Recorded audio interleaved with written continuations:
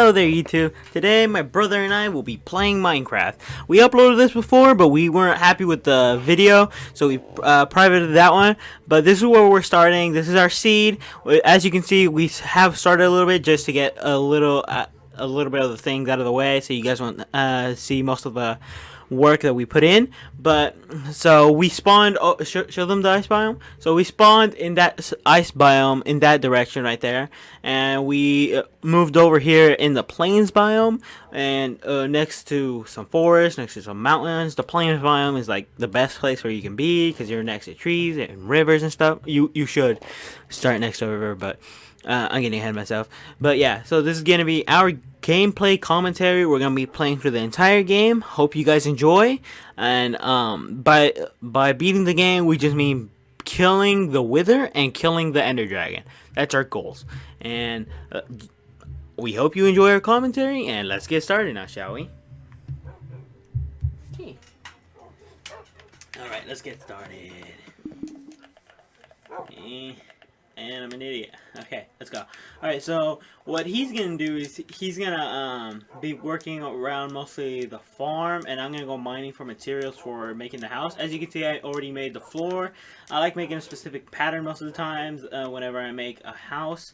And this is the mine that I've already done. You guys didn't see this. Oh, I also already found diamonds. I'm so good at this game. Just kidding, I'm not good at this game. But I'm good at finding a lot of ores incredibly easily. So I found diamonds immediately as soon as this, well, kind of. It was kind of on accident at the same time, because as I was digging in this direction, right in front of me, I found 8-pack of diamonds, 4 on the bottom, 4 on top, and I was like, heck yeah, got lucky right there. So I'm just gonna be mining most of the time, and while he's gonna be working on the house. So you either way, you can have two split screens that you can look at. We hope you guys enjoy that. I hope you guys donate the couch co-op thing, but we enjoy it. It's not that bad, and you get used to it pretty quickly. It's better than having to switch cameras like over and over to different perspectives, that is. Travel. Okay, so I wanted to talk about this, okay? So some of you, I hope if you play League of Legends, we're talking about this salty game, because I'm a little salty from yesterday. So I was playing a match of League of Legends by myself, solo, ranked, and I was doing alright in my lane. If you guys know what laning is, if you guys play the game, that is. But yeah, so I was playing by myself. I normally duo queue with my brother. He's better than me. I can admit that because he carries my games. But the way I play a role in the game is by being the tank, and I soak up most of the damage. So I protect him, I protect my team, and he just cleans up and takes care of the annoying champions that the enemies have. So as I was playing by myself, this isn't with him. So I queue up with a brand. I'm Scion. He's a good pick. He's a good solid top laner, and I normally win or lose. I win like 80% of the games with him, but 20% I still lose, and then when I start losing a lot. So let's just get to the part where so I queue up with this brand. I mean, not with this brand, I don't know him. So this brand is important. He's a champion as well. So I queue up, I join a brand, an Amumu, let's see, a Caitlyn and a Sona. So that's our team comp. We're going against another team, I forget who they were, but they have a champion named Fizz on their team. And he's an annoying, how do I say, rat? Yeah, so he's an assassin mage that is a very slippery fish, because he's kind of like a merman. But yeah, he's like a slippery fish, and the reason why we lost is because my brand, he loses 2 minions to my jungler Amumu, who decides to tax his lane just for 2 minions, which was a cannon, which is like 50 gold. Sure, it's a lot, but he probably could have missed it on accident, because Amumu smited it, and then he killed another one as well. And then he goes and leaves, Brand is mad because he's like, "Oh, you killed my minions." Oh, and then he gets incredibly tilted, and then he says, "Oh, if I watch what happens. If I die, I'm going AFK." So he says that he dies to Fizz, and then he has the audacity to start. I'm not saying. Okay, if you're playing a game of League of Legends, you should play with your team, and especially ranked. You shouldn't like throw a ranked match. If you're gonna play with people that are willing to climb up the ladder, you shouldn't play unless you're ready. Because this guy just began to feed because of those two things. He died, and Mumu taxed his lane. And I don't know if you guys do know about this, but I'm talking about this because I'm still frustrated about it.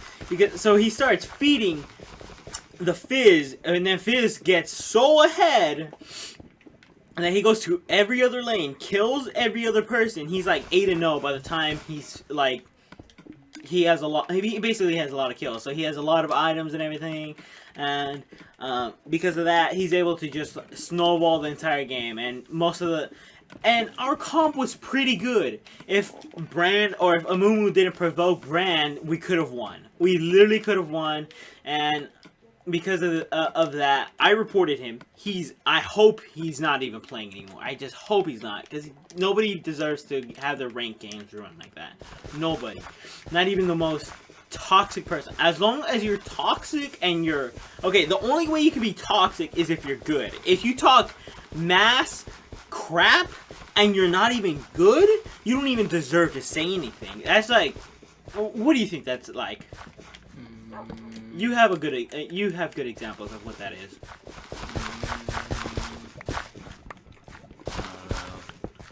It's basically like someone who could.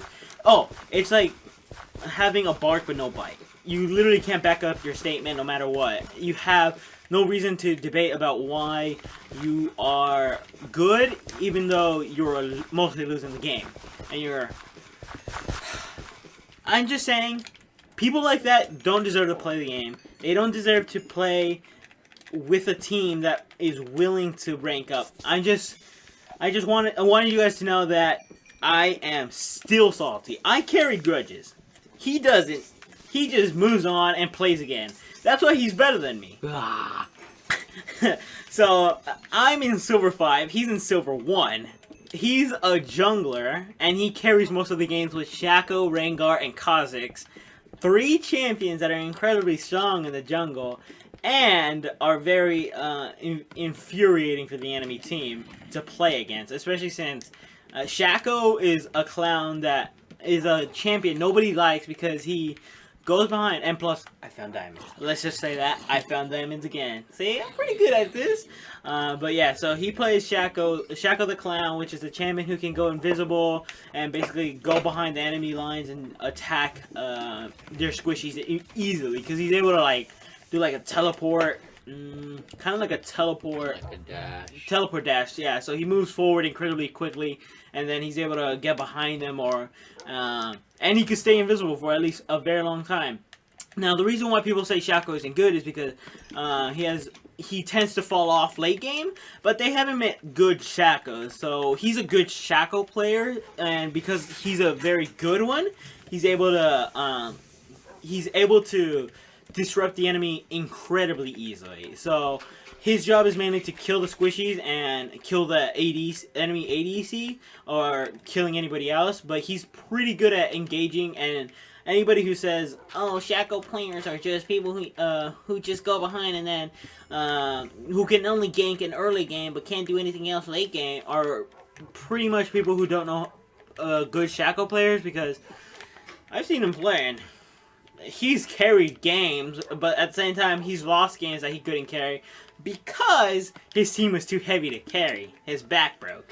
My backpack was too heavy. My backpack ripped. Yep. Because there was this one game he told me about. He was Shaco, and he managed to do incredibly well. He did. Let's see. He went. What'd you say? 25-2. Yeah, around there, huh? Yeah, so he went 25-2. That's a very large score. But his teammates are too heavy to carry to the point where he lost the game because they managed to kill him and then kill Baron and then end it. And then they just finished off everyone else. And then at the end game they're like, oh, poor Shaco. Too bad his team was too heavy to carry. But yeah, that's my rant. That's my rant about bad experiences in League. I have the worst experiences in League. He thinks I'm kidding, and he also thinks I'm trash. Okay, I admit I'm garbage. I am pretty bad at the game.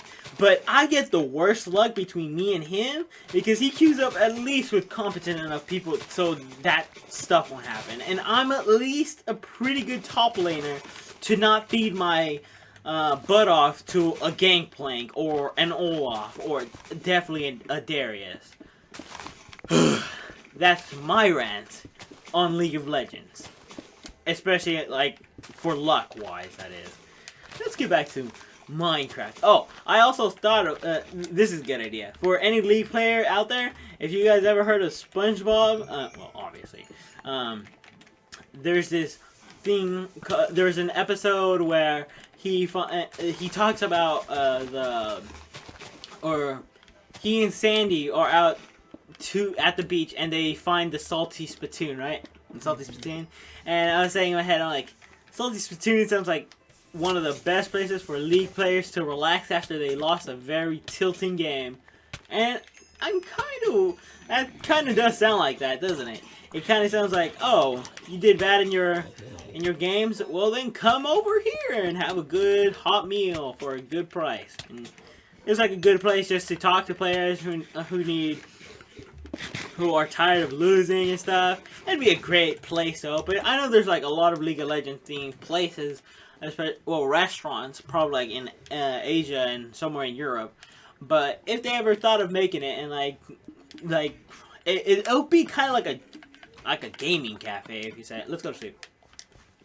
You finally came. I was mining, okay? What's that?